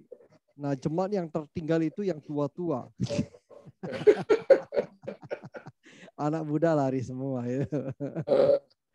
Ya udah, itu pokoknya Tuhan pelihara lah, Tuhan punya ini masuk panggilan sendiri. Oke. Mungkin teman-teman ada yang mau tanya, Yeni masih di sini mau bersaksi. Silakan Bu Yeni Sudarta. Habis didoakan tadi dia mengalami mujizat langsung instan. Kami persilakan. Bu Yeni masih ada? Nah oke. Silakan Bu Yeni. Tolong mic-nya dibuka Bu Yeni. Mic-nya belum buka. Mic-nya belum buka. Mikrofon. Sebelah HP sebelah. Ya oke. Ya tadi itu saya dari sore itu sesek pengap. Cuman aku enggak berani ngomong negatif kalau aku sesek. Ditanyai suamiku, kamu enggak sesek? Enggak, saya bilang gitu. Padahal saya kerasa sesek dan aku takut gitu. Aku sempat nangis, aku sempat minta doa terus mari gitu tadi ikut habis didoa langsung sesek hilang plong. Kayak sesek itu hilang gitu loh. Karena aku mulai tadi sore itu kerasa sesek tapi aku enggak berani ngomong karena itu negatif toh. Aku enggak ngomong, aku ditanyai anakku, suamiku, kamu sesek? Enggak, aku bilang gitu. Tapi sekarang wis plong enggak sesek. Amin. Terima kasih Tuhan bekerja. Iya. Udah yakin dengan iman, Bu. Terima. Iya, yakin dengan iman. Yang ilahi dari Tuhan, iyalah. Amin. Iya. Oke, puji Terima Tuhan. kasih ya. Oke, Pastor bisa teguhkan doa buat hambanya ini. Ya, Tuhan terus lakukan perkara besar untuk Ibu Yeni. Amin. Dan melakukan dengan sempurna. Amin. Tetap percaya bahwa ketika Tuhan buka pintu, maka selalu Tuhan bekerja yang terbaik, tidak cabuto, tidak lumayan, tapi selalu perfect. Terima dalam nama Yesus. Amin. Haleluya. Amin. Amin. Langsung selesai hilang plong. Seperti iya, Tuhan itu begitu Ibu Yeni. Ya. Iya. Terima kasih ya, Tuhan Pak. berkati ya. Iya. Pak Wesley, terima kasih. Thank you sama-sama semuanya. Iya, kita juga ikut bersuka cita. Ya, Tuhan itu luar biasa. Oke, mungkin teman lain yang tadi doakan mau bersaksi. Kalau gak ada pertanyaan, semua minta giliran didoakan sama Pastor ini. Pastor masih mau berdoa? Silakan, monggo. Cukup, Pastor. Oh, cukup ya. Jadi cukup yang digerakkan saja tadi doa. Oke, baik. Oke, terakhir, saudara kalau tidak ada yang mau tanya, silakan. Ingrid, kalau mau buka mic, silakan. Mau langsung, boleh. Shalom, selamat malam, Pak. Ya, selamat malam. Tadi berkenaan dengan kepemimpinan visi dan misi gereja itu ya. Ya. Tempat kami itu gereja kecil di daerah Bandungan. Daerah Bandungan di Ambarawa, Pak. Iya, Bu. Ya, Jawa Tengah ya. Ya, gereja kami itu di lereng gunung juga sih, kecil gitu. Cuman gereja kami namanya Gereja Kristen Indonesia Injili. Jadi memang kayak ngikuti liturgi gitu ya. Tapi 18 tahun yang lalu Tuhan lawat gereja kami. Jadi jadi kayak karismatik seperti itu ya. Nah, terakhiran ini anak-anak Tuhan, terutama pemuda itu, jadi enggak sevisi, semisi lagi dengan para pemimpin yang ada, Pak. Bahkan mereka sudah keluar dari gereja, pindah gereja, Pak. Nah, yang menjadi kendala mereka itu sebenarnya enggak puas dengan kepemimpinan yang ada, padahal setiap kita apa yang kita berikan, apa yang kita lakukan itu apa yang kita dapat dari Tuhan, seperti itu, Pak. Seperti kalau liturgi gereja gitu, kita pujian penyembahan gitu kan sering mengalir, tapi umpama lewat waktunya 10 menit atau 1/4 jam gitu aja mereka udah protes seperti itu loh, Pak. Jadi benar-benar mereka membatasi kuasa Roh Kudus, padahal mereka sudah ngalami manifestasi, mereka kepenuhan Roh Kudus udah ngalami lah. Jadi ini kan jadi sebuah pemikiran bagi kami para pemimpin kami. Saya aktivis dan saya majelis. Jadi dari situ kita memang hari-hari ini memang pergumulan kami berat sekali. Tapi di sisi lain kami pengen ini mereka tuh kembali lagi gitu loh Pak. Cuman mereka malah sudah dengan terang-terangan, saya sudah ini kok kami samperi, kami WA, bahkan WA kami diblokir semua Pak. Ini jadi kita berusaha untuk pendekatan gitu, tapi mereka tetap bilang kami sudah dijatah kok, kami sudah dijadwal untuk pelayanan di gereja lain. Nah seperti itu. Jadi apa yang mesti kami lakukan ya Pak? Jadi gereja yang harusnya jadi berkat, jadi teladan buat sekeliling, kan gereja kami tuh kecil, di kampung kami tuh ada sekitar 2.000 lebih jiwanya Pak. Tapi tempat kami tuh cuman berapa yang nggak ada, 50 orang kayak gitu loh Pak. Jadi di situ kan kami benar-benar bergumul apa Tuhan yang mesti kami lakukan. Mungkin Bapak ada sesuatu yang bisa disampaikan, Pak. Terima kasih. Tadi dengan Ibu siapa ya? Ingrid Riana. Ibu Ingrid. Apa yang Ibu alami ini bukan cuma di Ibu. Seluruh gereja di dunia alami seperti itu. Tidak ada gereja yang tidak mengalami apa yang Ibu alami. Mungkin karena Ibu ada di gereja yang small, sehingga ketika ada yang keluar langsung kerasa. Ya, Pak. Tapi ada juga yang di gereja-gereja gede itu yang juga bisa terjadi seperti itu. Dan ini merupakan sebuah fenomena yang sedang terjadi. Makanya saya nggak bilang mana salah, mana benar. Karena saya bukan hakim. Tapi mungkin kita mulai berpikir untuk mulai educated the next generation. Mulai mendidik, baru mulai dari sekarang. Artinya mulai menyiapkan waktu itu dari sekarang, bukan waktu terjadi sesuatu baru kita dekati. Tapi mulai dari sekarang kita udah mulai bangun sebuah jembatan akses mereka bisa ketemu dengan kita kapanpun. Karena anak-anak muda, saya dulu terlibat pelayanan anak muda dan pimpin anak-anak muda sampai 1.000 orang. Dan mereka sangat cari figur. Mereka sangat cari figur dan butuh figur-figur yang dewasa untuk tetap mengajarkan mereka. Bahkan kita, para pemimpin bisa kasih akses. Mereka bisa ketemu saya kapanpun. Ya. Di tempat kami pun anak-anak muda, itu aksesnya bisa mereka ketemu saya kapanpun. Ya. Karena kalau tidak seperti itu, maka kita satu saat akan kehilangan generasi muda. Sekalipun beberapa kita kasih akses, tapi ada juga yang pergi. Nah itu kita nggak bisa tahan, nggak bisa pegang. Ya, semua orang punya pilihan. Makanya saya selalu berkata begini bahwa orang pindah gereja itu kalau ada beberapa alasan, orang pindah gereja selalu ada beberapa alasan. Sakit hati, beda visi misi, beda kepemimpinan. Kalau dia pindah karena sakit hati itu nggak boleh. Kalau beda visi misi, beda kepemimpinan, silakan aja. Kalau saya pribadi, silakan. Kalau beda visi misi, beda kepemimpinan, silakan saja. Kalau ada kliennya kita cocok-cocokan dia mau bertumbuh di mana. Tapi dia nggak boleh pergi karena sakit hati. Kalau orang pindah gereja ya. Jadi kalau itu beda, silakan. Supaya dia bertumbuh, justru kalau dia ada di situ karena beda visi misi, beda kepemimpinan, dia akan berdosa karena dia akan tabrak terus, salah, ini nggak benar, ini. Dia akan, yang ada itu berdosa terus. Ya. Yang ada itu berdosa terus. Bahkan kalau Bapak Ibu ke tempat saya selalu berkata, Bapak Ibu berdoa, apa ini tempat Bapak Ibu di sini. Karena khotbah saya itu bukan khotbah yang manja-manjakan jemaat. Khotbah saya itu kencang-kencang juga termasuk. Ya, saya selalu kata gini, Bapak Ibu doa, apa ini tempat Bapak Ibu?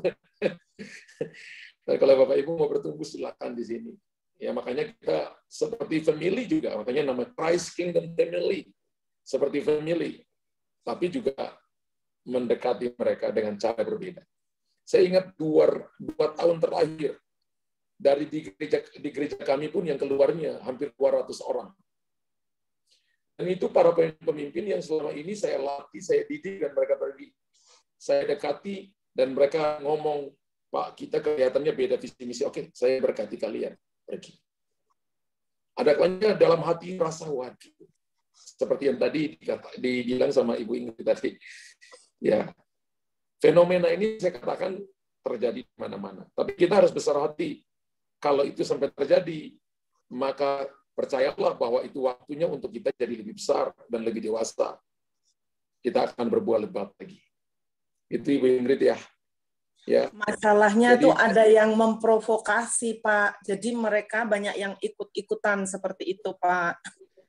Dan mereka meninggalkan gereja kami dengan masih ada ganjelan, belum diselesaikan, belum berdamai seperti itu, Pak. Jadi kan itu malah ketika kita undang mereka, kasih untuk datang ke gereja, diundangi satu persatu. Kita nunggu para majelis di gereja, itu nggak ada satupun yang datang juga, Pak. Jadi aduh, gimana gitu rasanya, Pak.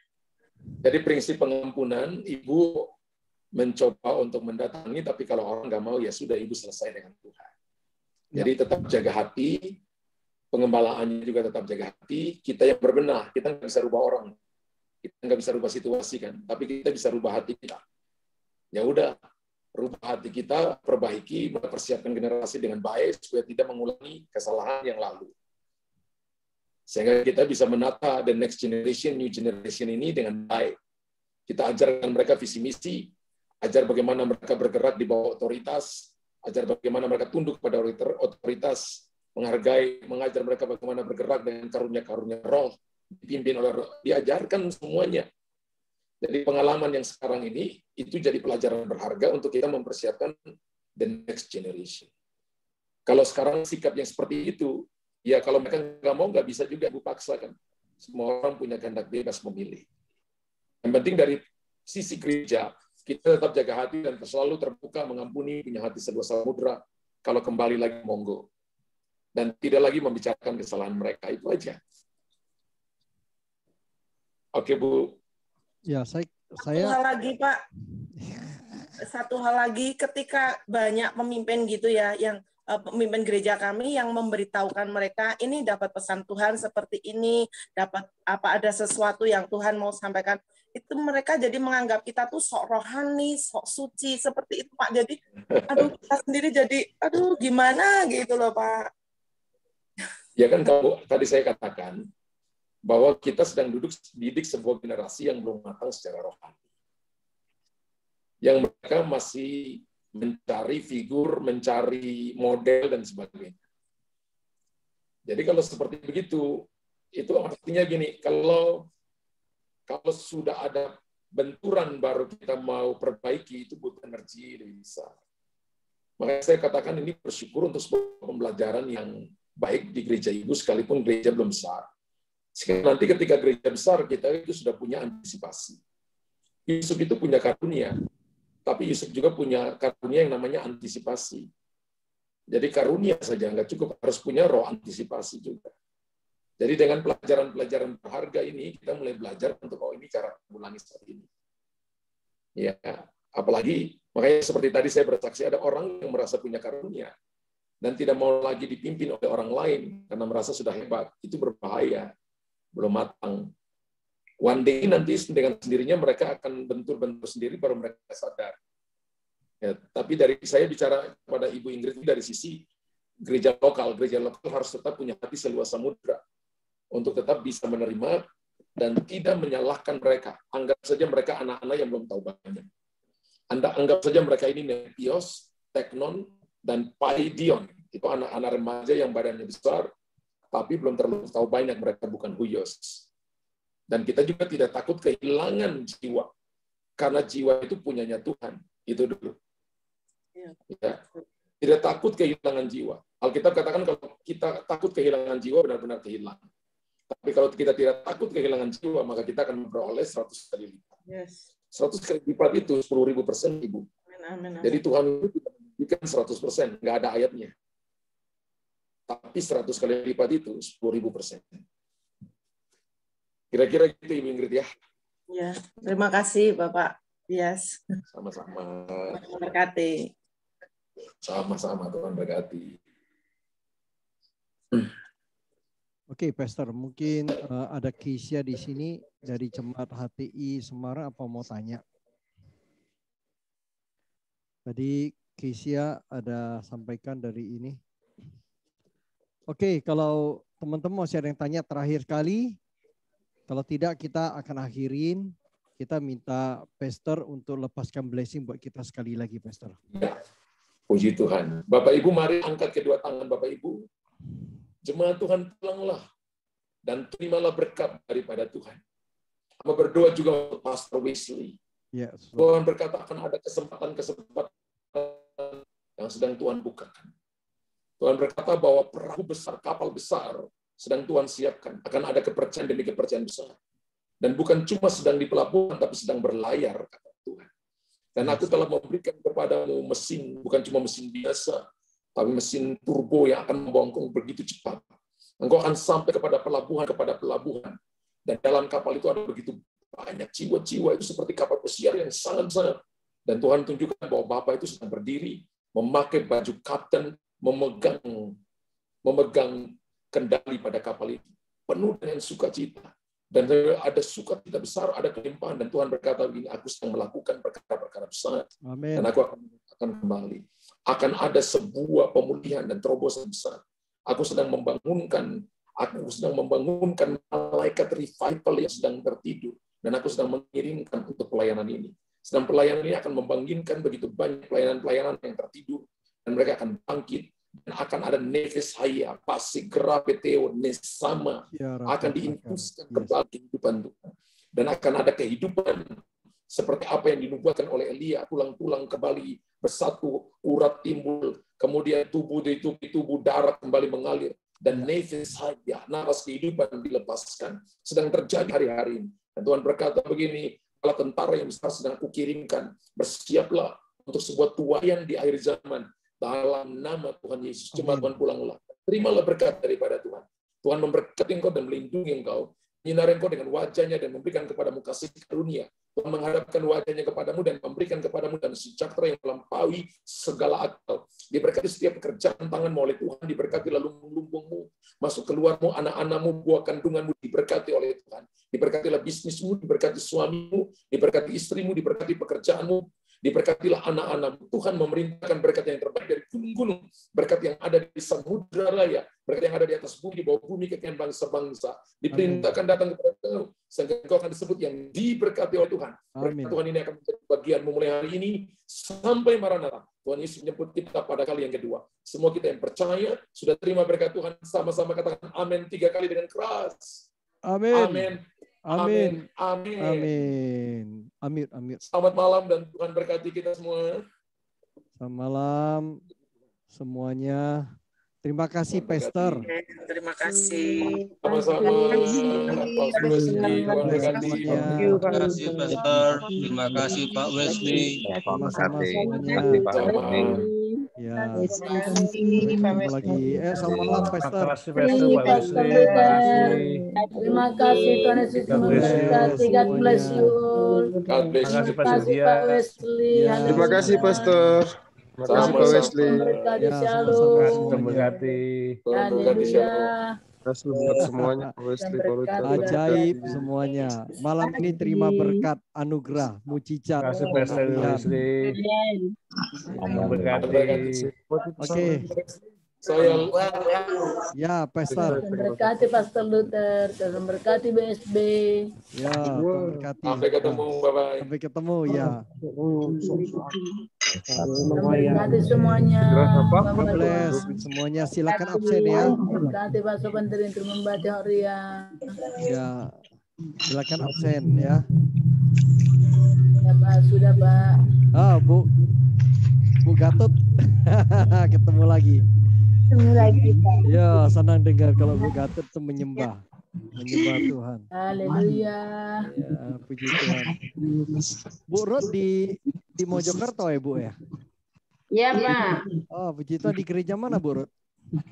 Saya di DPP Mojokerto, Pak. Di DPP Pancaran Kasih Mojokerto. Oh, GPT berarti ya? Iya, Oh, tabernakel ya. GPT berarti tabernakel ya? Iya, Pak. Oh, ya, puji Tuhan. Shalom Pak Yanto dari Manokwari. Jauh sekali ini. Bukan apa itu dong kasih dia tuh. Iya, ini suaranya Cik Foni toh. Jauh jadi dekat, Pak. Jauh jadi dekat. Iya, jauh dekat ini dari Papua, dari Manokwari. Jauh loh, kepala burung loh. Ya. Tapi luar biasa ya, teman-teman tadi didoain itu, ya gak setiap orang bisa minta doa. Kalau tidak dapat dari Tuhan, dia tidak tergerak untuk doa buat kita. Dia harus tergerak. Namanya siapa? Ya ini dapatnya apa gitu. Tapi apapun juga lah, kita yang punya iman loh. Bapak di surga juga dengar sama kita kok. Ya. Oke, selamat malam semuanya. Tuhan Yesus berkati. Yang Manokwari sudah boleh tidur. Ya, oke ya. God bless ya. Sampai ketemu minggu depan. Minggu depan kita diberkati luar biasa ya. Kamu lagi ya, Burut ya. Minggu depan ya, Burut. Ya, God bless ya. Ya, Pak Matius, Pak Selamat, yang always selamat ya. Terima kasih. Iya, ada sini juga ada Selamat, ada Pak Syukur, ada Pak Syukur dapat rahmat Tuhan ya. Amin, amin. Yo, ada Pak Syukur ya. Sempurna lah ya. Iya. Iya dong. Oke, selamat malam semuanya. God bless.